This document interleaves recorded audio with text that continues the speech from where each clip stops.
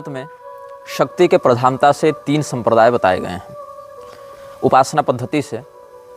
केरलीय मत, गौड़ीय मत और काश्मीरी मत, जिसमें केरलीय मत की केंद्र भूमि केरल है, गौड़ीय मत की केंद्र भूमि बंगाल है और कश्मीर मत की केंद्र भूमि कश्मीर है। केरलीय, बंगीय और काश्मीरी तीनों केंद्र भूमियों में वृक्षों का बहुत अधिक प्रभाव वर्तमान समय में देखने को मिल रहा है।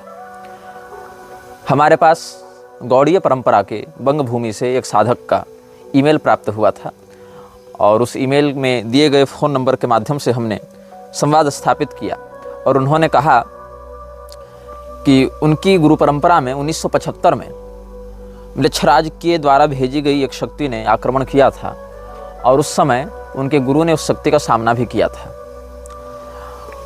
आप इस बात को ध्यान में रखें कि केरल, बंगाल और कश्मीर में म्लेच्छों का जो बाहुल्य है, वहाँ जो हिंसात्मक गतिविधियाँ हैं वो उस समय से अधिक बढ़ी जब 20वीं शताब्दी का अंतिम चरण प्रारंभ हो गया था।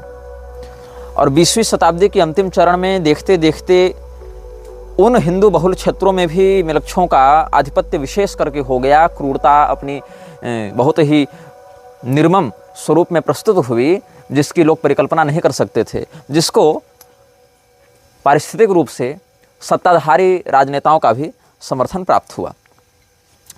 अब भारत की जो प्रस्तावना है संविधान में, उसके अंतिम पंक्तियों पर आप यह गौर करेंगे कि लिखा हुआ है, हम अपनी आत्मा अर्पित करते हैं। इस संविधान की भावना को, इस संविधान के जो नियमावली हैं, इस संविधान को अंगीकृत, अधिनियमित और आत्मार्पित करते हैं। भारतीय परिप्रेक्ष्य में समस्त जनता की ओर से यह उद्घोष कर देना कि हम किसी विशेष बात को स्वीकार करते हैं और अपने अंदर स्थापित करते हैं, ये एक बहुत बड़ा उद्घोष है और साथ ही साथ उतना खतरनाक भी है। शिंजो आबे का एक निर्णय उसकी जनता के लिए चाहे जैसा भी रहा हो, किंतु उसके व्यक्तिगत जीवन के अंत का कारण बना। वर्ल्ड इकोनॉमिक फोरम, जो कि एक वैश्विक सत्ता है म्लेच्छराज के अधीनस्थ, वो सत्ता जिस प्रकार का निर्णय ले रही है उसके स्पष्ट विरोध में जाना शिंजो आबे के ऊपर हमला करवाता है। और वस्तुतः शिंजो आबे को मारने की योजना थी नहीं, उसके ऊपर हमला करके उसको किसी प्रकार से विकलांग करके, छीणकाय दिखाकर उसको एक ऐसी स्थिति में तड़पाने की योजना थी जिससे उसके समान विचारधारा वाले लोग आतंकित होकर भविष्य में फिर इस प्रकार का निर्णय लेने से पहले 10 बार सोचें। लेकिन कई बार हमले उस प्रकार से एग्जीक्यूट नहीं किए जाते हैं, उनको क्रियान्वित नहीं किया जाता है जिस प्रकार से योजना में बातें होती हैं और अंततः शिंजो आबे अस्पताल में मृत्यु को प्राप्त हुए। जो हम आपको संप्रदाय त्रय की बात बता रहे थे, इस पृथ्वी के तीर्थ भी 3 क्रांताओं में बटे हुए हैं, अश्वक्रांता, रथक्रांता और विष्णुक्रांता। जिस शक्ति संगम तंत्र के अंतर्गत निग्रहागम और उससे संबंधित निग्रह संप्रदाय का संकेत प्राप्त होता है, वह रथक्रांता श्रेणी का ग्रंथ है। और इन तीनों क्रांताओं की केंद्र भूमि केरल, बंगाल और कश्मीर है। तो उस साधक से संवाद करने के मध्य एक चर्चा हुई, जो उन्होंने कहा कि बंगाल में जब पाल वंश और सेन वंश के मध्य सत्ता का परिवर्तन हो रहा था, पाल अवसान की ओर थे, सेन अभ्युदय की ओर थे, तो उसी के मध्य पाल वंशीय राजा बौद्धों के प्रभाव में बहुत अधिक थे और बौद्धों ने उनके उत्कर्ष को सुनिश्चित करने के लिए नकारात्मक पैशाचिक शक्तियों को वज्रयानी साधना के माध्यम से आहूत किया, उनका आह्वान किया। जब वो शक्ति आई, उन्होंने उसको नियंत्रित करने का प्रयास किया तो असफल रहे। बुलाया तो उन्होंने अवश्य, किंतु वह शक्ति उनके नियंत्रण से बाहर चली गई। तो मुझे कॉल करने वाले व्यक्ति का यह भाव था कि उन्होंने मुझसे प्रश्न किया कि क्या आप आश्वस्त हैं कि म्लेच्छराज का अस्तित्व 1200 या 12वीं शताब्दी से पहले भी था? जैसा कि आपको स्मरण होगा, मैंने आपको पहले भी इस अनुभाग के पहले एपिसोड में, जिसको एपिसोड 1 नहीं, एपिसोड इन्फिनिटी हमने नाम दिया था, मतलब पहले से भी पहला एपिसोड जो था, एपिसोड नंबर 1 से जो पहला था, तो उस एपिसोड में हमने यह कहा था कि म्लेच्छराज यद्यपि बहुत पुराना तत्व है, बहुत पुराना पिशाच है, किंतु इसने अपनी शक्तियों को विशेष करके पिछले 800 वर्षों से प्रभावी रखा है। इस रूप में ये 800 वर्षों से अधिक प्रभावी है। उससे पहले वो थोड़ी बहुत हस्तक्षेप करता रहा, थोड़ा बहुत उठापटक करता रहा, और लेकिन उतना व्यापक वो प्रभाव नहीं दिखा पाया, क्योंकि उसको मानवीय सभ्यता के चेतना को अपने नियंत्रण में लेने में समय लग रहा था। चूँकि भाई जिस प्रकार की तकनीक रहेगी, जिस प्रकार का विकास होगा, उसी प्रकार से तो आगे नरसंहार या आगे योजनाएं बढ़ेंगी। तो वहाँ तक पहुँचाने के लिए तो उसको पहले तैयार करना पड़ेगा, मदद उसको करनी पड़ेगी मानवीय सभ्यताओं की, और अपने गुलामों को उतना विकसित करना पड़ेगा ताकि वो उसका काम करें। अभी जैसे परमाणु बम इत्यादि हैं, एक बम कहीं फोड़ दे तो पूरा का पूरा राज्य उड़ जावे, लेकिन आज से 1000 साल पहले तो ये उसके पास संसाधन नहीं था।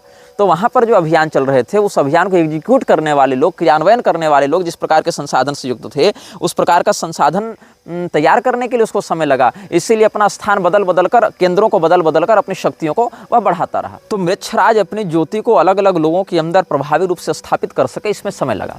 बहुत से लोग यह कह रहे थे कि सनातन धर्म की योग संहिताओं में और हठयोग प्रतिपिका इत्यादि में भी, या शिव पुराण आदि में भी हृदयस्थ या ललाटस्थ ज्योति का ध्यान करने का अनुशासन है। तो देखो भाई, ज्योति और उसका ध्यान बंदूक है। सनातनी परंपरा का साधक आरक्षी है, म्लेच्छराज और उसके दलाल आतंकवादी हैं। यहाँ चर्चा का विषय बंदूक नहीं है, चर्चा का विषय यह है कि बंदूक किसके हाथ में है। हमने आपको गीता के 16वें अध्याय से क्या बताया? हमारे दर्शकों की मानसिक स्थिति इतने निम्न स्तर पर है कि उनको एक एक विषय खोल खोल कर समझाना पड़ता है, छोटे बच्चे के समान। यक्षे दास्यामि मोदिश्य इत ज्ञान विमोहिता। आसुरी संपदा के लोग भी तो यह कहते हैं कि हम यज्ञ करेंगे, दान करेंगे, सुखपूर्वक जीवन बिताएंगे। निकुंभिला देवी का यज्ञ मेघनाद नहीं कर रहा था, तो राम जी ने वानरों को भेजकर उसके यज्ञ का विध्वंस क्यों करवाया? और वही श्री रामचंद्र जी पहले विश्वामित्र जी के यज्ञ की रक्षा कर चुके थे। तो यज्ञ महत्वपूर्ण नहीं है, देवता की आराधना महत्वपूर्ण नहीं है, महत्वपूर्ण है कि कौन सा व्यक्ति किस विधान से वो कार्य कर रहा है। विश्वामित्र जी लोक कल्याण के लिए वह यज्ञ करके देवताओं का आयोजन कर रहे हैं, कि मेघनाद विश्व के विनाश के लिए, अधर्म के प्रोत्साहन के लिए उस यज्ञ को देवताओं के साथ जोड़ रहा है। तो अगर अधर्म को प्रोत्साहित करने के लिए यज्ञ किया जाएगा तो श्री रामचंद्र जी वानर सेना को भेजकर यज्ञ विध्वंस करते हैं, और लोक कल्याण वाले विश्वामित्र जी के यज्ञ की स्वयं जाकर रक्षा करते हैं। तो उद्देश्य देखना पड़ता है। तो यहाँ पर महत्व बंदूक का नहीं, महत्व शस्त्र का नहीं, शस्त्र को धारण करने वाले व्यक्तित्व का है। और यही कारण है कि सारे मंत्र, विधान, यज्ञ, तंत्र, यंत्र इत्यादि भी अनुचित उद्देश्य वाले व्यक्ति के प्रभाव में जाकर लोगों का विनाश करने लगते हैं, लोक संहार करने लगते हैं, और फिर उससे धर्म और सिद्धांत की हानि होती है, शिष्ट जन पराभव को प्राप्त होने लगते हैं। तो म्लेच्छराज की रणनीतियों पर हम आपको विमर्श प्रस्तुत कर रहे थे। एक वास्तविक घटना और वास्तविक संकट की ओर हम आपका ध्यान आकृष्ट करना चाहते हैं। मिस्र का कायरो शहर, मिस्र की राजधानी कायरो, जिसको प्रचलित भाषा में काहिरा भी कहा जाता है, वहाँ पर एक घटना घटित हुई थी। किस दिन घटना घटित हुई? 8, 9 और 10 अप्रैल को। साल था 1904। इस दिन जो घटना घटित हुई उसके विषय में बहुत कम लोग जानते हैं, और सौभाग्य से हमारे एक दर्शक को भी इस विषय में संज्ञान प्राप्त था। यद्यपि इस विषय में जिन भवितव्य बातों पर हम विमर्श प्रस्तुत करने वाले हैं, जिन विषयों पर हम चिंतन करने वाले हैं, उनमें से बहुत सी बातों का संकेत हमारे प्रबुद्ध दर्शक पहले ही पकड़ ले रहे हैं। इनमें जो प्रबुद्धता है उसी के कारण हमें यह प्रोत्साहन प्राप्त होता है कि हम और परिश्रम करके इस श्रृंखला को समृद्ध और ज्ञानोपयोगी बनाएं। क्या हुआ था मिस्र के कायरो में, उसका प्रभाव कैसे समाज पर पड़ा, और उस एक घटना के परिणाम स्वरूप क्या क्या दुष्परिणाम घटित हुए, ये हम आपको इस श्रृंखला में अनुभाग 10 के अंतर्गत अभिव्यक्त करने जा रहे हैं। एलिस्टर क्रॉली ये एक व्यक्ति है। इस व्यक्ति को बहुत प्रसिद्ध नहीं माना गया, क्योंकि इस व्यक्ति ने अपनी गोपनीयता को बढ़ाने में अधिक ध्यान दिया। यद्यपि कुछ कुछ स्थानों पर इसके संकेत प्राप्त होते हैं, और इस विषय में बहुत अधिक सामग्री उपलब्ध नहीं होती है, और इसका कारण क्या है ये आपको आगे स्पष्ट हो जाएगा। तो एलिस्टर क्रॉली नाम का एक व्यक्ति स्वयं को 666 इस निकनेम से बताता था, 666। अब इस अंक का म्लेच्छराज की संस्था में क्या महत्व है, इसके विषय में आप भली प्रकार अवगत होंगे, और यदि नहीं होंगे तो भविष्य के अनुभागों में अवगत हो जाएंगे। तो एलिस्टर क्रॉली नाम का एक व्यक्ति मिस्र के कायरो में बैठा हुआ है। तारीख है 8 अप्रैल 1904, और समय है ठीक दोपहर के 12 बजे। एक व्यक्ति इसके पास आता है, कुछ बताता है, कुछ सिखाता है। वह व्यक्ति बड़ा सम्मोहक था, बड़ा आकर्षक था। उसका स्वभाव कैसा था ये पता नहीं चलता है, लेकिन उसने स्वयं का परिचय मंत्री के रूप में दिया। किसका मंत्री? हूरपारक्रात। हूरपारक्रात क्या है? उस व्यक्ति ने अपना परिचय दिया एक मंत्री के रूप में। मंत्री तो राजा का होता है, तो ये राजा कौन है? राजा का नाम था हूरपारक्रात। हूरपारक्रात म्लेच्छ भाषा का एक शब्द है जिसका अनुवाद अगर आप अंग्रेजी में करें तो होता है लॉर्ड ऑफ साइलेंस। हिंदी में कहें या उर्दू में कहें खामोशी का बादशाह या मौन राजा। यदि आप हमारे पिछले अनुभागों को ध्यान से देखे होंगे तो वहाँ पर भविष्य पुराण, श्रीमद् भागवत और विष्णु पुराण के आधार पर हमने कहा था कि पूर्व काल में ही ऋषि महर्षियों ने एक ऐसे राजा की या राजवंश की उद्घोषणा कर रखी थी जो मौन नरपति के नाम से, मौन राजा के नाम से प्रसिद्ध होंगे। और यहाँ पर जो व्यक्ति आता है उसने अपना परिचय किस रूप में दिया? मैं मंत्री हूँ खामोशी के बादशाह का, मैं वजीर हूँ खामोशी के बादशाह का, मैं मंत्री हूँ मौन नरपति का, हूरपारक्रात का। और ये घटना कहाँ हो रही है? मिस्र के कायरो में, ठीक दोपहर के 12 बजे। तारीख है 8 अप्रैल 1904। बोलने वाला स्वयं को मौन नरपति का मंत्री बता रहा है और सुनने वाला कौन है? Aleister Crowley. उसने अपना निक नेम रखा है 666, जो कि म्लेच्छ राज के संगठन में एक महत्वपूर्ण संकेत माना जाता है। अब जो लॉर्ड ऑफ साइलेंस है उसके भेजे गए मिनिस्टर ने जो बातें कही वो 3 दिनों तक कही। ये नहीं कि एक दिन आया 1 घंटे में चला गया, वो अगले दिन फिर आया, उसी जगह पर आया। उसने 9 तारीख को भी अपना उपदेश दिया, फिर वो अगले दिन और आया, उसने 10 तारीख को भी अपना उपदेश दिया। उसके जो उपदेश हैं उसको बुक ऑफ लॉ कहा जाता है। और ये बुक ऑफ लॉ बहुत बड़ी नहीं है, इसको समझना बहुत कठिन नहीं है, इसमें कोई रहस्यात्मक भाषा का प्रयोग नहीं किया गया है। सीधी बात है, जो करना है सो बताया गया है। पहले दिन के उपदेश में 66 बिंदुओं का उपदेश किया गया। आप यदि थोड़े से भी शोधार्थी प्रवृत्ति के होंगे तो आपको ध्यान होगा कि म्लेच्छ राज की एक प्रधान संस्था इल्यूमिनाती में भी ठीक 66 नियम ही होते हैं। There are prominently 66 laws working in Illuminati. इसके बाद दूसरे दिन इसने 79 उपदेश दिए, 79। और इसके बाद तीसरे दिन इसने 75 उपदेश दिए। तीनों की सम्मिलित संख्या हो गई 220। 220 बिंदुओं में इसने अपने राजा का संदेश सुनाया। और आपको एक विषय में और बताऊं, इस उपदेश के ठीक 123 महीने के बाद ऑस्ट्रिया के उत्तराधिकारी की हत्या कर दी गई और ऑस्ट्रिया ने सर्बिया पर हमला किया, जिसमें आधिकारिक रूप से प्रथम विश्व युद्ध की घोषणा की गई। ठीक 123 महीने के बाद, जस्ट आफ्टर 123 मंथ्स। और उस विश्व युद्ध से क्या परिणाम प्राप्त हुए? उस विश्व युद्ध में लगभग 44 लाख लोग मरे।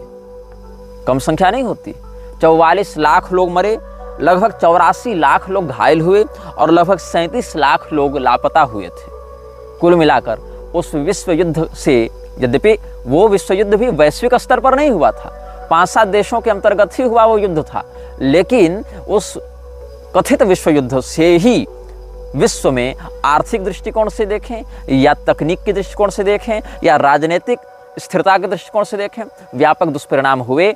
और इस प्रकार से हम समझते हैं कि लगभग 1.5 करोड़ लोग प्रत्यक्ष रूप से और 5 करोड़ लोग अप्रत्यक्ष रूप से प्रभावित हुए।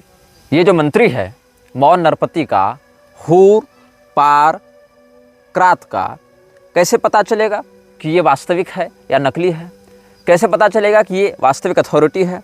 तो ये जो वक्तव्य दिया गया है इस मंत्री के द्वारा, इस मंत्री का नाम था ऐवास। इसने अपना परिचय दिया मंत्री ऐवास के रूप में। और इसकी अथॉरिटी क्या है? तो इसने कहा, he is the messenger from the forces ruling this earth at present as will be explained later on. मैं उन शक्तियों का दूत हूँ जो इस पृथ्वी पर वर्तमान में शासन कर रहे हैं। मेरा नाम है ऐवास और मैं खामोशी के बादशाह का वजीर हूँ, ऐसा उसने बताया। तो इसको साबित कैसे किया जाएगा? ऐसे, या तो वो कुछ ऐसी जानकारी दे, ऐसा कुछ ज्ञान दे जो किसी उपलब्ध मनुष्य के पास न हो, या किसी ऐसी शक्ति का प्रदर्शन करे जो किसी मनुष्य के पास उपलब्ध ना हो, या तो ज्ञान बल से या तो पराक्रम से वह अपने अद्वितीय होने का प्रमाण दे। तो उसने अपने ज्ञान का वहां पर तात्कालिक प्रमाण दिया है क्योंकि शक्ति का प्रदर्शन करना वांछित नहीं था। शक्ति का प्रदर्शन तो वहाँ किया गया जहाँ 1.5 करोड़ लोग प्रभावित हो गए, इसलिए यहाँ पर ज्ञान के माध्यम से अपना संकेत दे दिया गया। वो ज्ञान क्या था, वो सूचना क्या थी, वहाँ बताया गया 3 दिनों तक। और जो बातें कही गई हैं उन बातों को आप कड़ी मिलाकर देखते जाएंगे तो बहुत कुछ आपको अनुभूतियाँ अंदर से होंगी। म्लेच्छराज किसी का सगा नहीं है। म्लेच्छराज न ईसाइयों का सगा है, न मुसलमानों का सगा है, न बौद्धों का सगा है, न यहूदियों का सगा है, न नास्तिकों का सगा है, न हिंदुओं का सगा है। वो बस अपने गुलाम तैयार करता है, उन गुलामों के माध्यम से अव्यवस्था, हिंसा और उपद्रव को जन्म देता है, जिससे अधर्म की वृद्धि होती है, जिससे उसकी शक्तियाँ बढ़ती हैं। बस इतना ही उसका स्वार्थ है। और उसने सबों को धोखा दिया है। उसने मूसा को भी धोखा दिया, ईसा को भी धोखा दिया, मोहम्मद को भी धोखा दिया, बौद्धों को भी धोखा दिया, भारतीयों को भी धोखा दिया, सबको उसने धोखा दिया। और उसने जिन नरपतियों के माध्यम से अपने संदेश को व्यक्त किया है, वहाँ पर यह बात स्पष्ट की गई है कि लोग उसके प्रतिनिधि को तो जानेंगे प्रधानता से, लेकिन उसे स्वयं में नहीं जान पाएंगे कि वो प्रतिनिधि है किसका। मतलब the second authority will be known as prime. जो उसका प्रतिनिधि होगा या जो उसका छद्म रूप होगा उसी को लोग वास्तविक मान लेंगे। तो म्लेच्छराज के ऐसे रूप भी जो हम आपको वर्णित करते हैं, जो अन्य लोग अनुभव करते हैं, उनमें एक बहुत बड़ी संभावना यह रहती है कि वो भी एक सूडो चेहरा बनाकर चल रहा हो अपने वास्तविक रूप को छिपाने के लिए, ताकि हम वहाँ तक पहुँच न सकें। लेकिन जिस प्रकार का वह स्वयं को प्रदर्शित करता है, कम से कम उतना भी हम जान जाएं प्रारंभ में, तो हमारे लिए कम से कम शत्रु को पहचानना और उससे लड़ने के लिए तैयार होना अपेक्षाकृत अधिक सरल हो जाएगा। इसने अपने परिचय को देने के लिए मिस्री सभ्यता के कुछ शब्दों का प्रयोग किया है, जैसे कि रा, जैसे कि होरस, जैसे कि ओसाइरिस। इन नामों का इसने प्रयोग किया है। और ये कौन है वास्तव में, इसको यदि आपको जानना है और मनोरंजक तरीके से समझना है तो आप एक फिल्म देख लेंगे, द गॉड्स ऑफ इजिप्ट। ये उपदेश भी इजिप्ट में ही दिया जा रहा है, तो वहाँ के निवासी या वहाँ की सभ्यता के लोग अच्छे से कनेक्ट कर सकें इसकी बातों से, इसके लिए इसने उन नामों का प्रयोग किया है। तो इसने बताया कि आजकल के जो राजनेता हैं, आजकल के जो पॉलिटिशियंस हैं, जो कम्युनिस्ट्स हैं, या जो फांसीवादी हैं, या और भी प्रकार के जो डेमोक्रेट होल्डर्स हैं, वो क्या है, अबॉर्टिव बर्थ्स ऑफ चाइल्ड। वो हमारे बच्चे के अनचाहे गर्भ हैं। बच्चे का गर्भ, हाँ, वहाँ पर चाइल्ड कहते हैं होरस को और फादर कहते हैं ओसाइरस को। तो ओसाइरस का जो विक्टोरियस चाइल्ड है, मतलब विजयी पुत्र है, विजयी संतान है होरस, उसके ये सब अनचाहे गर्भ हैं, वो निकलते जा रहे हैं और इनको मिटाना चाहिए। मतलब इनकी भी कोई वास्तविक दीर्घस्थायिनी सत्ता नहीं रहेगी। These are abortive births of child. और चाइल्ड कौन है, होरस। होरस किसका चाइल्ड है, ओसाइरस का चाइल्ड है। और इन शब्दों को आप ठीक से समझ सकें, इसके लिए आप गॉड्स ऑफ इजिप्ट देख सकते हैं, यदि आप थोड़े सरलता से जल्दी समझना चाहते हैं। और अगर आप गहरा अध्ययन करना चाहते हैं तो मिस्री सभ्यता में जिस प्रकार के देवताओं की आराधना होती थी, उसको समझने के लिए आप मेरी एक पुस्तक पढ़ सकते हैं, a brief history of immortals of non Hindu civilisations. ये मेरी पुस्तक बहुत पहले प्रकाशित हुई थी और आप इसमें सामान्य परिचय इनका प्राप्त कर सकते हैं। ये कोई धार्मिक पुस्तक नहीं है, लेकिन इन बातों को समझने के लिए एक शोध ग्रंथ के रूप में इसका प्रयोग आप कर सकते हैं। ये निःशुल्क उपलब्ध भी है, ऑनलाइन इसकी PDF उपलब्ध है, brief history of immortals of non Hindu civilisations. एक बात इसमें कही गई है, जहाँ पर इसने अपना घर बताया है, मिस्री भाषा के अंतर्गत इन बातों का आप समझेंगे। आवश्यक नहीं कि संस्कृत में भी ऐसे ही प्राप्त हों। जैसे हमने हूर पारक्रात बताया, हूर पारक्रात का अनुवाद संस्कृत में होता है मौन नरपति, अंग्रेजी में होता है साइलेंट लॉर्ड या लॉर्ड ऑफ साइलेंस, ऐसे कह सकते हैं। लेकिन यहाँ हूर पारक्रात के मंत्री के रूप में अपना परिचय दिया गया। वैसे इसने अपने घर का परिचय दिया है खाब।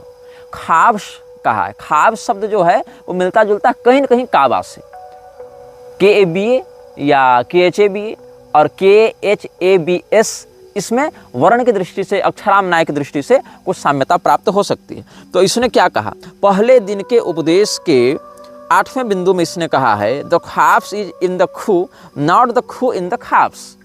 अब बताओ ये क्या अर्थ होगा। खू कहते हैं अनुयायी को, खाब कहते हैं निवास को। तो हमारा जो मुख्यालय है वो वस्तुतः हमारे अनुयायियों के अंदर है। हमारे अनुयायी हमारे मुख्यालय में नहीं रहते, हमारा मुख्यालय ही हमारे अनुयायियों के अंदर रहता है। ईश्वर सर्वभूतानां हृदयेषु अर्जुन तिष्ठति, भ्रामयन् सर्वभूतानि यंत्रारूढ़ानि माया। तो इसी प्रकार से पिशाच भी प्रयास करते हैं कि हम दहराकाश में प्रवेश कर जावें। दहराकाश क्या है, ये थोड़ा ऊपर का विषय हो गया, इसको दहराधिकरण वाले समझ जाएंगे ब्रह्मसूत्र में, और नहीं तो आरुणयो दहरम ऐसा वेद स्तुति में भी भागवत महापुराण में मिल जाता है। भाव है कि अणुरणीयान की जो स्थिति है वही दहर कहलाती है, वही दहराकाश उसको वेदांत की भाषा में कहा जाता है। तो वहाँ प्रवेश करने के लिए पैशाचिक शक्तियाँ लालायित रहती हैं। वहाँ अगर घुस जावें तो वो पूरे विश्व की सत्ता पर नियंत्रण कर लेंगे, लेकिन वहाँ प्रवेश पाना तो बड़े बड़े योगियों के लिए संभव नहीं, तो ये पिशाच वहाँ पर घुस नहीं पाते। तब क्या करते हैं, ये बाहर से आवरण लेते हैं। जैसे हम किसी के घर के अंदर तो कब्जा नहीं कर सके, तो बाहर से उसके खिड़की दरवाजे में ताला मार दो, उसको अंदर ही अंदर कैद कर दो। तो अविद्या की वह गांठ, अविद्या का वह आवरण इतना दृढ़ हो जाए कि जीव को अंतस्थित ब्रह्म का बोध ही न हो सके, और मध्य में एक आवरण कर दे माया के माध्यम से। ये माया जो आवृत करती है वो कौन है? यदि आपको कलिपुरुष के पूर्वजों का अनुभव होगा जो हमने वर्णन किया था, तो उससे 2 पीढ़ी पहले माया की उत्पत्ति हुई थी, जहाँ से क्रोध, हिंसा इत्यादि उत्पन्न हुए हैं। वहाँ से फिर कलिपुरुष और दुरुक्ति इत्यादि का उद्भव हुआ है। ये सब आपको पिछले अनुभागों में प्राप्त हो जाएंगे। तो वही माया का प्रयोग करके ये कलिपुरुष इन पैशाचिक शक्तियों को लोगों के हृदय में स्थापित करने का कार्य करता है। तो मुख्यालय कहाँ है? हृदय के अंदर है। और किस रूप में प्राप्त है? ये कहते हैं वर्शिप देन द खाप्स, अपने हृदय में स्थित मेरे मुख्यालय की पूजा करो, and behold my light shed over you, और मेरा प्रकाश अपने ऊपर आने दो। Let my servants be few and secret, they shall rule the many and the known. जो पहले दिन का उपदेश था उसका 10वां नियम क्या कहता है? मेरे गुलाम, मेरे सेवक कम होंगे, गुप्त होंगे, लेकिन वो प्रसिद्ध लोगों पर शासन करेंगे, बहुत लोगों पर शासन करेंगे। मतलब अप्रसिद्ध और कम लोग चूंकि मेरे सेवक होंगे, इसलिए मेरी शक्ति से युक्त होंगे, मेरा प्रकाश उनके ऊपर होगा, मेरी ज्योति से वो आलोकित होंगे, इसीलिए कम और अप्रसिद्ध होने के बाद भी अधिक संख्या वाले प्रसिद्ध और प्रभुत्वशाली लोगों के ऊपर वो शासन करेंगे। ये बिल्कुल स्पष्ट बात कही गई है। These are fools that mean adore both their gods and their mean are fool. ये लोग जिसकी उपासना करते हैं वो भी मूर्ख है, और उसकी उपासना करने वाले भी मूर्ख हैं। ऐसा इसने अपना भाव व्यक्त किया है। इसमें एक तीसरा विषय कहा गया है, every man and every women is a star. प्रत्येक पुरुष और प्रत्येक स्त्री एक तारा है। आप मृक्षराज के बहुत सी संस्थाओं में सितारे का, 6 कोण वाले सितारे का निशान बहुत स्पष्टता से देख सकते हैं, कोई गुप्त बात नहीं है। यही पहले दिन के उपदेश में 8 अप्रैल 1904 ईस्वी को कायरो शहर में दोपहर 12 बजे जो तीसरा नियम बताया गया, वहां पर कहा गया every man and every woman is a star. तो कहीं कहीं 5, कहीं कहीं 6, और कुछ संस्थाओं में 3 कोणों वाले त्रिकोण को या पंचकोण, षटकोण इत्यादि सितारों को भी अभिव्यक्त किया गया है उस संस्था के ग्रेडिंग के आधार पर। अब सुनो, इसके आगे जो संकेत है वो बहुत स्पष्ट है। 56वां नियम यह कहता है, ध्यान से सुनना, expect him not from the east nor from the west, for from no expected house comes that child. Om, all words are sacred and all prophets true, save only that they understand a little, solve the first half of the equation, leave the second unattacked, but thou hast all in the clear light and some though not all in the dark। हमारे राजा के आगमन की जो प्रतीक्षा है वो पूर्व से मत करो, पश्चिम से भी मत करो। मतलब पूर्णतया जो पूर्वी देश हैं वहाँ से भी वह नहीं आएगा, और पूर्णतया जो पश्चिमी देश हैं वहाँ से भी वह नहीं आएगा, वो मध्य से आएगा। और मध्य में कहाँ से आएगा इसका संकेत हम आपको इन्फिनिटी एपिसोड में कर चुके हैं। हम आपको पहले ही बता चुके हैं कि किस प्रकार के सभ्यताओं के क्षेत्र से वह आएगा, और आपको नक्शों से भी हम इस बात को समझा चुके हैं, और उस बात का स्पष्ट संकेत यहाँ पर प्राप्त होता है। Expect him not from the east nor from the west, और उसमें भी किसी एक घर से वो आएगा ऐसी बात नहीं है। For from not no expected house comes that child. हर शब्द पवित्र है और हर पैगंबर सच्चा है। ओम, ऐसा उसने कहा, AUM ऐसा लिखने के बाद कहा है। All words are sacred and all prophets true. लेकिन इस बात को ध्यान में रखना कि ये जितने भी लोग हैं वो आधी बात ही बताते हैं, पूरी बात नहीं बताते हैं। इन सब में कॉमन क्या है? ये सब मेरी ज्योति से आलोकित है। चाहे ईसा आवा, चाहे मूसा आवा, चाहे पैगंबर आवा, चाहे कोई आवा, ये सब मेरी ज्योति से आलोकित हैं, किंतु आधी बात ही जानते हैं, आधी बात ही बता सकते हैं। ये पूर्वार्ध तो बताते हैं, लेकिन उसका उत्तरार्ध जो है, जो उसका दूसरा पहलू है, उसको ये छूते भी नहीं। ये इसने स्पष्ट किया है। Come all you and learn the secret that hath not yet been revealed. मेरे पास आओ और उस रहस्य को जानो जो आज तक प्रकाशित नहीं किया गया। I Hadit am the complement of Nu my bride, I am not extended and Khabs is the name of my house. ये सब उसने परिचय दिया अपना। और यह कहा yet she shall be known and I never. उसके विषय में लोग जानेंगे, मेरी शक्ति के विषय में लोग जानेंगे, जिसको नू कहा गया है, यहाँ पर मिस्री भाषा में नू कहा गया है। मेरी शक्ति के विषय में लोग जानेंगे लेकिन मुझे नहीं जानेंगे। एक संकेत और भी समझ सकते हैं कि म्लेच्छराज के प्रभाव को लोग समझ पाते हैं कि हाँ कुछ तो है गड़बड़, कुछ तो ऐसा है जो खटक रहा है मन में, लेकिन वो कहाँ से आ रहा है वो नहीं समझ पाते। तो ये she shall be known and I never. और देखो, आई am the flame that Burns in every heart of man and in the core of every star.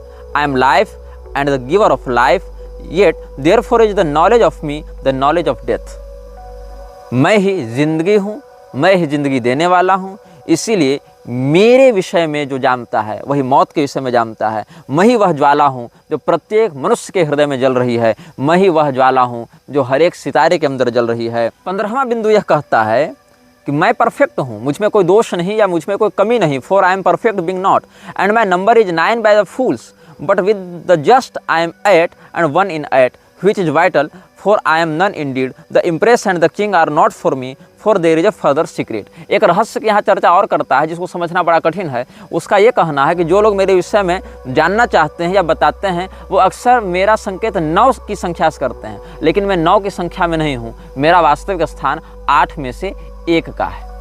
अब ये 9 और क्या है और 8 में से 1 क्या है, ये व्यापक चिंतन का विषय है, क्योंकि यहाँ पर भी इसको there is a further secret ऐसा कहा गया है।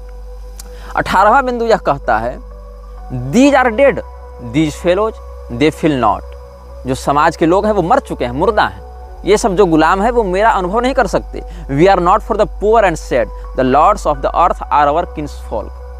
जो इस पृथ्वी पर शासन करते हुए दिखते हैं, जैसे कि बड़े बड़े प्रधानमंत्री, राष्ट्रपति, जनरल और डिक्टेटर्स, ये सब कौन हैं? ये सब हमारे ही सगे संबंधी हैं, हमारे ही भाई बंधु हैं। हम गरीब और उदास लोगों के लिए यहाँ पर नहीं हैं, हम प्रसन्न और धनी, धनाढ्य, प्रभुत्वशाली लोगों के लिए यहाँ पर उपस्थित हैं। ऐसा संदेश वाहक ने अपने स्वामी का संदेश व्यक्त किया है।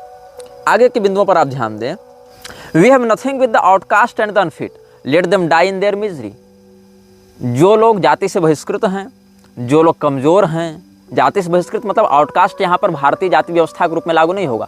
आउटकास्ट, हाफ कास्ट, ये सब शब्दों को समझने के लिए आप पश्चिम के परिप्रेक्ष्य में जो कास्टिज्म है उसको समझेंगे तो आपको यह पता चलेगा कि जो लोग गरीब होते थे, दबे कुचले होते थे, गुलाम होते थे, उनको जाति से निकाला जाता था। भारत में ऐसा नहीं था। भारत में जघन्य कृत्य करने वाले को ब्राह्मण होने के बाद भी समाज से निकाल दिया जाता था, लेकिन वहाँ ऐसा नहीं। वहाँ जो धनाढ़ नहीं है वो आउटकास्ट हो जाता था, आउटलॉ हो जाता था। तो ये क्या कह रहा है कि जो लोग धनाढ़ नहीं और जो गरीब हैं उनको उनकी भूखमरी में मरने दो, क्योंकि उनको कुछ भी महसूस नहीं हो रहा है।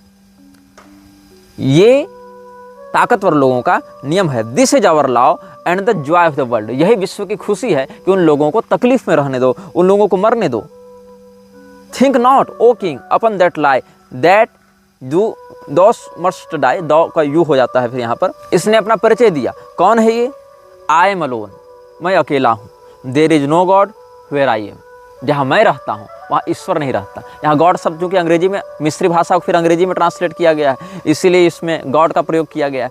तो there is no god where I am, जहाँ मैं हूँ वहाँ ईश्वर नहीं है। अब देखिए, ब्रह्म सत्ता का तो कण कण में वास है। ब्रह्म सत्ता से इतर तो ब्रह्मांड में कुछ है नहीं। जब नाम ही ब्रह्मांड है तो ब्रह्म सत्ता से इतर क्या होगा उसमें? तो कहीं पर अगर यह कहा जाए कि यहाँ ईश्वर का वास नहीं है तो वहाँ तात्पर्य है वहाँ पर पवित्रता का, दिव्य संपदा का, सत्व गुण का अभाव है, ऐसा कहा जाएगा। बाकी ईश्वर का वास तो विष्ठा में भी है, ईश्वर का वास तो मलमूत्र में भी है। तो मलमूत्र को हम पूजा रूम में जाकर रख तो नहीं देते ये कहकर कि यहाँ ईश्वर का वास है। व्यवहार्य दृष्टि से कहाँ पर ईश्वर है, कहाँ नहीं है, ऐसा समझना चाहिए। जहाँ पर धर्म का, पवित्रता का, सत्वनिष्ठा का वास है वहाँ पर यह समझना चाहिए कि जहाँ पर मैं हूँ वहाँ पर ये सब नहीं रहते हैं। मैं अकेला हूँ। और मैं कौन हूँ? I am the snake that gives knowledge and delight and bright glory and stir the hearts of man with drunkenness. मैं नशे से लोगों के दिल को भर देता हूँ। मैं वह सांप हूँ जो तुमको ज्ञान देता है। और इसका आप एक समन्वय आदम और हव्वा के प्रकरण से कर सकते हैं, जहाँ ज्ञान का फल खाने के लिए शैतान ने सांप को उदाहरण करके उनको उकसाया था। तो यहाँ पर ये बात कहीं ना कहीं मिल रही है। इस घटना का यहाँ से सामंजस्य देखने को मिल रहा है। You are against the people o my chosen. मैंने तुमको चुना है और तुम अब मेरे हो गए हो, इसलिए तुमको बाकी लोगों के विरुद्ध होना पड़ेगा। I am the secret serpent coiled about the spring, in my coiling there is joy, there is great danger in me, for who do not understand these runes shall make a great miss. मैं स्वयं में एक बहुत बड़ा खतरा हूं। I am not in danger, I am the danger, यही कहना चाह रहा है। There is great danger in me, for who do not understand this runes shall make a great miss. जो मेरे संकेत को नहीं समझ रहे वो बहुत बड़े छलावे में हैं। Now curse upon because and his kin may because he accursed forever, if will stops and cries why invoking, because that will stops and does not, if power asks why then is power weakness। ये कहता है कि सत्ता कौन है जो कभी प्रतिप्रश्न न करे। अगर कोई पूछ रहा है कि क्यों, तो इसका अर्थ है वो सत्ताधारी नहीं है। सत्ताधारी प्रश्न नहीं करता कि क्यों, वो यह नहीं पूछता कि क्यों। जो लोग सुलेमानी परंपरा के तांत्रिकों को जानते होंगे या इस्लामी पीरवाणी तंत्र के मंत्रों को जानते होंगे या उस प्रकार के काले जिन्नात हमजात इत्यादि की सिद्धि के विषय में रुचि रखते होंगे, वो जानते होंगे वहाँ सुलेमान की दुहाई दी जाती है नकारात्मक शक्तियों से लड़ने के लिए, अपनी सुरक्षा करने के लिए, या उनको बुलाने के लिए भी कई बार जिन्नात इत्यादि की शक्तियों के लिए इस्लामी तांत्रिक जो हैं वो इस प्रकार का कार्य किया करते हैं। और इसका बहुत बड़ा प्रयोग लव जिहाद इत्यादि में भी किया जाता है या लोगों की संपदा का हनन करने के लिए भी किया जाता है। और इसका बहुत प्रत्यक्ष और व्यापक प्रभाव समाज में देखने को मिलता है। मेरे कई परिचित इस प्रकार से पीड़ित भी रहे और बाद में मुक्त भी हुए। तो वहाँ पर सुलेमान की जो मुहर है उस मुहर में 6 कोणों वाला सितारा होता है। और सुलेमान और उसकी जो शैतानी परंपरा है जो कि म्लेच्छराज के अभियान को आगे बढ़ाने में बहुत सहयोगी सिद्ध होती है, उसको हम रणनीतिक चलचित्रों के बाद स्पष्ट करेंगे। तो इसने फिर आगे नियम में कहा है कि तुम हमारे जो लोग हो, जगो, उठो, O my people, rise up and awake, let the rituals be rightly performed with joy and beauty, there are rituals of the elements and feasts of the time. बहुत प्रकार के रिचुअल करने के लिए आमंत्रित करता है। 3 दिनों का रिचुअल करते हैं ये लोग, चूंकि 3 दिनों तक भी उपदेश दिया गया था ना। अ feast for the 3 days of the writing of the book of the law, ये सब कहा गया। अ feast for the supreme ritual and a feast for the equinox of the gods, a feast for fire, a feast for water, a feast for life and a greater feast for death. आग के लिए एक दावत दो, पानी के लिए एक दावत दो, जिंदगी के लिए एक दावत दो, लेकिन इससे बड़ी दावत होनी चाहिए मौत के लिए। ये इसने कहा। पिटी नॉट द फैलन, जो लोग इस समाज में दबे कुचले हैं, गिरे हुए हैं, उन पर दया मत करो। आई नेवर न्यू देम, मैं उनको जानता ही नहीं हूँ। I am not for them, मैं उनको खुश करने के लिए, उनकी तरक्की के लिए नहीं हूँ। आई कंसोल नॉट, मैं उनको सांत्वना नहीं देता। I hate the consoled and the consoler, जो व्यक्ति गरीबों का मददगार बनता है, लोगों के प्रति सहानुभूति रखता है, दया का भाव रखता है, ऐसा दयालु और ऐसे दया के पात्र दोनों से मुझे नफरत है। I am unique and the conqueror, I am not the slaves that I am not of the slaves that perish, be they damned and dead, amen. मैं अद्वितीय हूँ, मैं विजेता हूँ, मैं वो गुलाम नहीं जो कभी नष्ट हो जाएगा। जो गुलाम हैं वो अपने जो गुर्बत है उसमें पड़े रहें और मर जाएं, यही मैं चाहता हूँ, इसने कहा। और आगे की कुछ पंक्तियों पर आप ध्यान देंगे तो इसने एक 75वां जो नियम है इसका, जो दूसरे दिन इसने उपदेश दिया था, उसके अंत में इसने क्या कहा, listen to the numbers and the words. आप इसको नोट भी कर सकते हैं, भविष्य में रेफरेंस में काम आएगा। ये क्या कह रहा है, he that lives long and desires death much is ever the king among the kings. वो जो बहुत लंबी जिंदगी जीता है और मौत की कामना करता है, वो राजाओं का भी राजा है। आप इस शब्द पर गौर करेंगे, जो बहुत लंबा जीता है। म्लेच्छराज की भी जिंदगी बहुत लंबी है। एंड डिजायर्स डेथ, और मौत की कामना करता है, अपने लिए नहीं, लोगों के लिए। क्योंकि अपने लिए तो कह दिया ना इसने ना पहले कि मैं वो नहीं जो मर जाएगा। इसने पहले कह दिया ना कि I am not the of the slaves that perish, be they damned and dead. ये उसने कहा। मौत के लिए तो ये दावत बुला रहा है, greatest feast for the death या greater feast for the death. तो ये खुद के लिए डिजायर नहीं कर रहा है मृत्यु की, हमारे लिए कर रहा है, तुम्हारे लिए कर रहा है। तो he that lives long and desires death much is ever the king among the kings, I listen to the numbers and the words. अब क्या नंबर हैं, क्या वर्ड हैं? वर्ड सारे कैपिटल हैं। नंबर नोट कीजिएगा, 4, 6, 3, 8, A, B, K, 2, 4, A, L, G, M, O, R, 3Y X 24 89 R P S T O V A L, यही इसने संकेत में कहा। इसका अर्थ क्या है? जब पूछा गया तो कहा कि तुम जानो नहीं और न जानो तो ज़्यादा अच्छा है। ये उन लोगों के लिए है जो इसके अनुयायी बनेंगे। एक प्रकार से जैसे रेफरल कोड दिया जाता है ना, ये रेफरल कोड है मृक्षराज का। There comes one to follow thee, he shall expound it, but remember O chosen one to be me, so follow the love of Nu in the star lit heaven, to look forth upon men, to tell them this glad word. और इसके बाद क्या कहा? They shall worship my name four square, mystic, wonderful, the number of the man and the name of my house 418। इसके घर की संख्या बताई इसने जहाँ पर इसको कहना है। और इसके बाद तीसरे दिन का जब इसने उपदेश प्रारंभ किया मंत्री ने, तो एक बहुत विचित्र बात कही, जिस बात को आप लोग शायद हंसें, शायद मजाक में उड़ाएं, लेकिन ये वर्ड बड़ा फेमस है।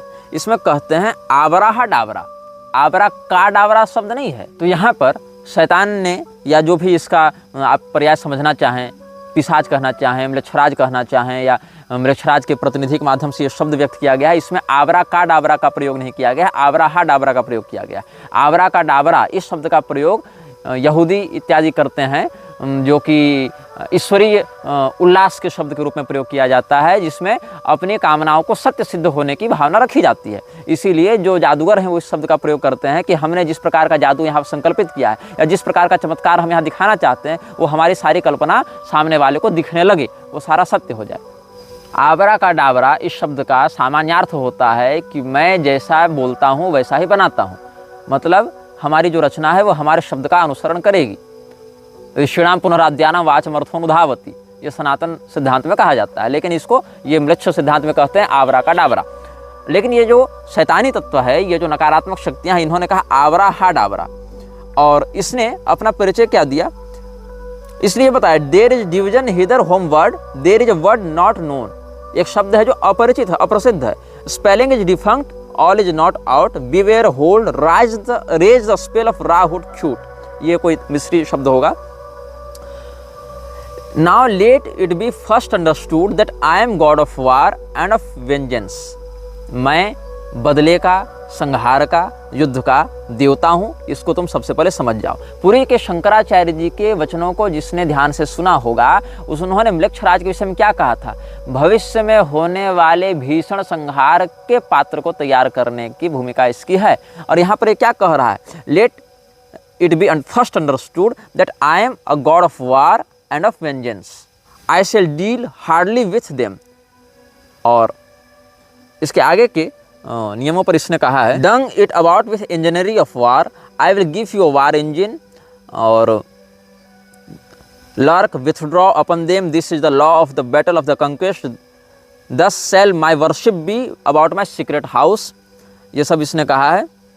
और I say it shall not fade, but miraculous color shall come back to it day after day.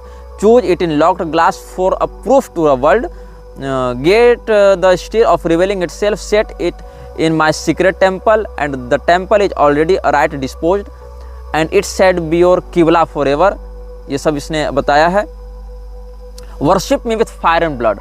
मेरी उपासना आग से और खून से करो। Worship me with swords and with spears. मेरी पूजा भाले से और तलवार से करो। Let the woman be girt with a sword before me. Let blood flow to my name. Trample down the heathen, be upon them, O warrior. I will give you of their flesh to eat. मैं तुमको उनकी चमड़ियाँ दूंगा ताकि तुम खा सको उन्हें। और sacrifice cattle, little and big after a child. एक बच्चे की बलि देने के बाद एक पशु की बलि देना, ऐसा इसने अपनी पूजा की पद्धति में ऐसा कहा है। Sacrifice cattle little and big after a child, but not now, लेकिन अभी मत देना। You shall see that hour O blessed beast and you the scarlet concubine of his desire, आगे फिर इसने इसी प्रकार से कुछ कुछ बातें कही हैं। और किसी से डरना मत, क्योंकि तुम मेरे अनुयायी होगे तो तुम्हें किसी से भय करने की आवश्यकता नहीं, न किसी मनुष्य से डरना, न किसी प्रारब्ध से डरना, न किसी देवता से डरना, न किसी पैसे से डरना, न लोगों की उपहास से डरना। मैं तुम्हारी ताकत हूँ, मैं तुम्हारी भुजाओं की शक्ति हूँ। Fear not at all, fear neither men nor fates nor gods nor anything, money fear not nor laughter of the folly nor any other power in heaven or upon the earth and under the earth। ऊपर की जो स्वर्ग की जो सत्ताएं हैं या पृथ्वी की जो सत्ताएं हैं या उससे नीचे पाताल की जो सत्ताएं हैं, किसी से मत डरना। nor any power in the heaven or upon the earth or under the earth, no is your refuge as hadith your light and I am the strength force vigor of your arms, mercy let be off, damn them who pity kill and torture, spare not be upon them। उनको मारो, उनको तड़पाओ, दया को अपने दिल से निकाल कर फेंको। इस प्रकार से इसने एक बहुत महत्वपूर्ण निर्देश दिया है जिस पर अगर आपका ध्यान हो। Set up my image in the east, पूर्वी सभ्यताओं में मेरी छवि स्थापित करो। You shall buy thee an image which I shall show you special not unlike the one you knowest and it shall be suddenly easy for you to do this. इसमें Shakespeare वाली कुछ अंग्रेजी लगाई गई है जिसको अभी के अनुसार कन्वर्ट करके मुझे समझना पड़ रहा है। तो मेरी छवि पूर्व में स्थापित करो, पूर्वी सभ्यताओं में। पूर्व में कौन है? वहाँ से भारत इत्यादि हैं, तो वहाँ स्थापित करो। और जो छवि मैं तुम्हें दिखा रहा हूँ उस छवि को वहाँ स्थापित करो। और ये छवि बहुत ज़्यादा प्रसिद्ध नहीं है, ऐसा इसने कहा। आगे देखिए, other images group around me to support me. जो दूसरी इसकी छवियां हैं, लोग मेरा उपहास कर रहे थे यह कहते हुए कि इसने तो बाइबल का नाम बता दिया, इसने तो कुरान से नाम बता दिया, इसने तो देखो मिस्र की सभ्यता से बता दिया, इसने तो ईरान से बता दिया। देखो मेरे इन चलचित्रों को देखकर मेरे विरोधी स्वयं को बड़ा इंटेलेक्चुअल दिखाते हुए, मेरा उपहास करते हुए यह कह रहे थे कि अरे निग्रहाचार्य ने तो क्या किया, इस सभ्यता से ये नाम चुरा लिया, इससे ये नाम चुरा लिया, इससे ये नाम चुरा लिया और सबको जोड़ जाड़ कर परोस दिया और कह दिया कि यही शैतान है, यही है, और एक काल्पनिक कहानी गढ़ दी थोड़ा थोड़ा मटेरियल सबसे चुरा कर। ऐसा नहीं है। 10 अप्रैल 1904 को कायरो शहर में जब ये उपदेश पूरा होने वाला था, उस समय क्या कहता है ये जो दूत है उस स्वघोषित वैश्विक शासक का, क्या कहता है कि मेरी बहुत सी छवियां हैं और वो सारी छवियां जो हैं वो तुम्हारे लिए उपास्य हैं, उनमें सारी छवियों की तुम पूजा करोगे।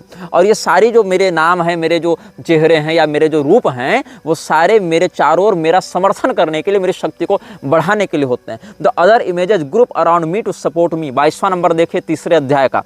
Late all be worshipped for they shall cluster to exalt me, I am the visible object of worship, the others are secret. ये कहता है for the beast and his bride are they and the winners of the ordeal X, what is this you shall know. और the best blood is of the moon monthly, then the fresh blood of a child or dropping from the host of heaven, then of an image, then of a priest or of the worshippers, last of some beast, no matter of what. जिन लोगों ने मेरा उपहास किया था, जिन मूर्खों ने, जिन कुलकलंकों ने, जब मैंने कहा था कि पूर्णिमा को इसकी शक्तियां बहुत अधिक बढ़ती हैं, तो लोग मुझे उपदेश देने आए थे कि अरे तू कैसा मूर्ख है, अमावस्या की शक्ति बढ़ती है। आना जाना कुछ नहीं है, लेकिन उपदेश पहले देना है। ये स्वयं कह रहा है यहाँ पर, the best blood is of the moon. चंद्रमा से टपकता खून ही सर्वोत्तम है। चंद्रमा अपनी पूर्ण कलाओं में कब रहता है? जब पूर्णिमा होती है। उसके बाद बच्चे का ताजा ताजा खून उसके बाद दूसरे स्थान पर आता है। Then the fresh blood of a child or dropping from the host of heaven, then of an image, फिर जो शत्रु हैं उनका खून आता है, फिर हमारे पुजारियों का खून आता है, then of the priest or of the worshippers. मतलब इसके जो गुलाम हैं, जो इसके आराधक हैं, वो स्वयं की भी बलि देते हैं। लास्ट ऑफ सम बीस्ट, और सबसे आखिर में जानवरों की बलि होती है, नो मैटर व्हाट। ये सब इसने बताया है। These slay naming your enemies and they shall fall before you. इसने आगे भी कहा है कि कुछ कुछ प्रकार के इसने सुगंध बताए हैं, विशेष करके जैसे for perfume mix meal and honey and thick leaving of red wine, then oil of Abramelin olive oil and afterward soften and smooth down with rich fresh blood. ये परफ्यूम कैसे बनाते? ऑलिव ऑयल से, एब्रेमेलिन के तेल से, लाल wine से और उसमें खून मिलाकर, मधु मिलाकर ये सब परफ्यूम तैयार करते हैं बलिदान के लिए, म्लेच्छराज के लिए। और क्या करते हैं आगे? और यहाँ पर It shall become full of battles as it were and creeping things sacred unto me. These slay naming your enemies and they shall fall before you। और इस प्रकार के रिचुअल करने से शत्रुनाश होता है, म्लेच्छराज शत्रुओं का विनाश करता है, अपने अनुयायियों के लिए मार्ग खोल देता है। इसमें जिस प्रकार की इसकी पूजा होती है, इसका जो मुख है वो बाज का है। जिस समय इस रूप में पूजा की जाएगी, इस रिचुअल के समय ये जो म्लेच्छराज है उसके स्वरूप में उसका मुख बाज के समान दिखाई पड़ेगा। और इसका मंत्र दिया गया है जो जिस प्रकार से गाना है, I adore you in the song, I am the lord of Thebes and the inspired forth seeker of Mentu, for me unveils the veiled sky. इस प्रकार से इसकी ये लोग आराधना करते हैं।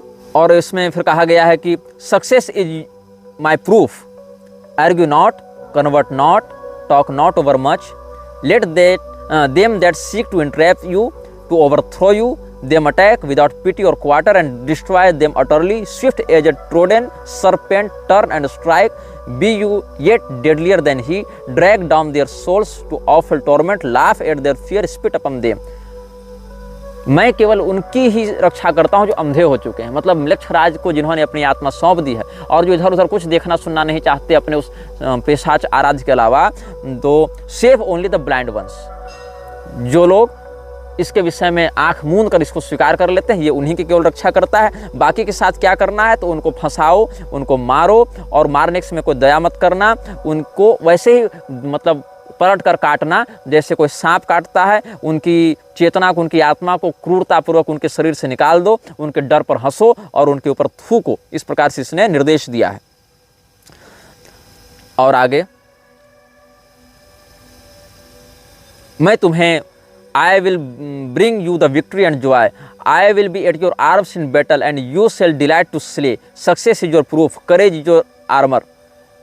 I am the warrior lord of the forties, the eighties cover before me and are abashed। इस प्रकार से इसने कहा है। और कहा है कि इस जो नियमावली है इसको हर भाषा में अनुवाद किया जाए, लेकिन जो तुम हो वो इसको मूल भाषा में ही रखोगे। जो पैशाचिक भाषा हम तुमको बता रहे हैं उसी में बताओगे और कहोगे अंत में आवराहा डाबरा। आवराहा डाबरा एक जो पंक्ति है उसका यह भी अर्थ बताया जाता है कि हम अपने लक्ष्य के प्रति अटल रहें, हमें अपने लक्ष्य से कोई भटकाए नहीं। इस प्रकार से इसका एक भाव समझा जाना चाहिए। और इसके बाद जो अंतिम दिन के उपदेश हैं 48वें नंबर से देखो। पहले तो कहता है मैं अपने स्थान में जा रहा हूँ, I am in a secret fourfold word, मैं एक गुप्त पहेली में छिपा हुआ हूँ। The blasphemy against all gods of men, जितने प्रकार के देवताओं के लोग आराधक हैं या जितने प्रकार की शक्तियों का आराधना करते हैं उनके ऊपर मैं लानत भेजता हूँ, उनको मैं अपना द्रोही ठहराता हूँ। कर्स देम कर्स देम कर्स देम, मैं उनको शाप देता हूँ। और ईसा को भी भेजा था इसने, लेकिन ईसा से जब इसका काम निपट गया, क्योंकि ईसा इसके प्रभाव में नहीं आ पाया पूर्णतया। कई बार ऐसा हुआ कि इसने अलग अलग राजाओं को भेजा, अलग अलग बादशाहों को भेजा, लेकिन ये उसकी उम्मीदों पर खरे नहीं उतरे। तो जिस क्रूरता और जिस पैशाचिक मत का विस्तार करने के लिए इसने ईसा को प्रेरित किया था, वो उतना सफल नहीं हो पाया इसको अपने नियंत्रण में बनाए रखने के लिए। तो उस समय क्या हुआ, जब ईसा टंगा हुआ था सूली पर, उस समय ये क्या कहता है, with my hawk's head I peck at the eyes of Jesus as he hangs upon the cross. जब वो क्रॉस में लटका था तो मैंने अपने बाज की जो मेरी मुखाकृति है उसके चोंच से मैंने उसकी आंखों पर वार किया था। I flap my wings in the face of Mohammed and blind him, Mohammed को भी इसने भेजा। और जब मोहम्मद से इसका काम पूरा हो गया तब अपने पंखों को फटकार कर इसने उसे अंधा कर दिया। ऐसा ये कहता है 52वें बिंदु में, I flap my wings in the face of Mohammed and blind him. और उसके बाद जो भारतीय लोग हैं, जो बौद्धिस्ट लोग हैं, जो मंगोल हैं, उन सबों की चमड़ियों को मैं अपने पंजों से खींच कर निकाल लेता हूँ। With my claws I tear out the flesh of the Indian and the Buddhist Mongol and Din. मतलब ये सगा किसी का नहीं है, ये केवल उपद्रव, अव्यवस्था और आतंक को बढ़ाने के लिए किसी एक को भेजता है, किसी को मरवाता है, फिर उसको मारता है, जिसको भेजा उसको भी मारता है, उसको कुछ समय के लिए शोहरत, दौलत और प्रसिद्धि दे देता है, फिर उसको भी ये नष्ट कर देता है।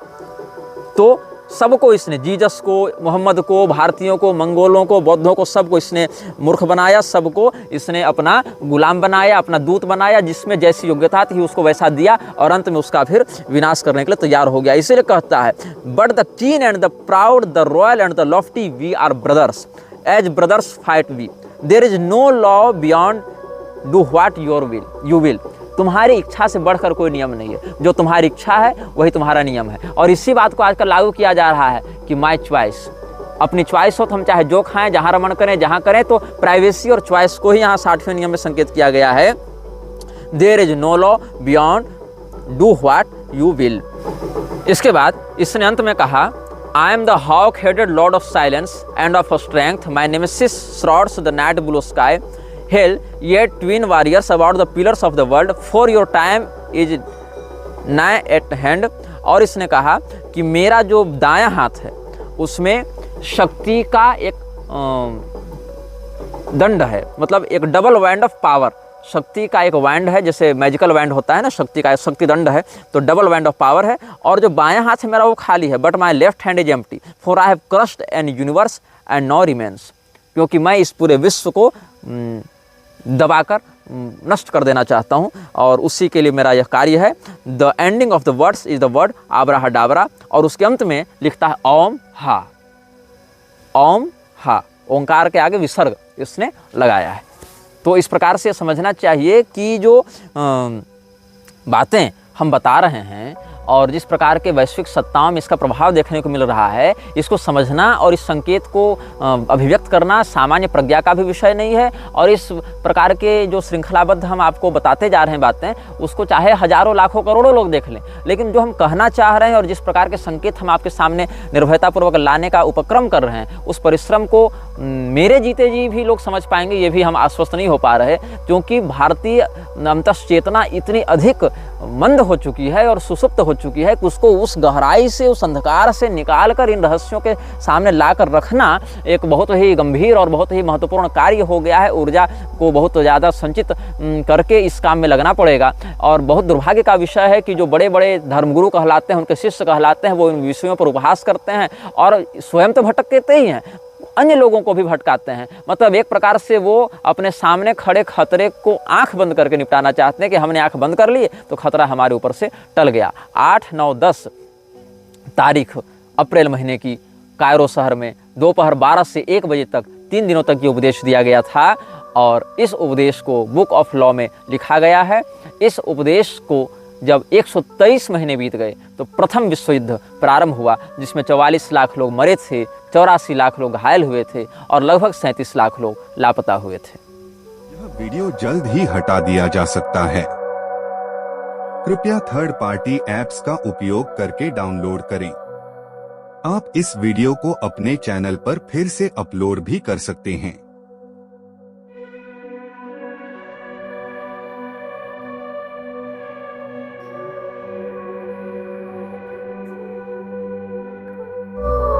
This video may get deleted soon. Please download using third-party apps. You may also re-upload this video on your channels. Thank you.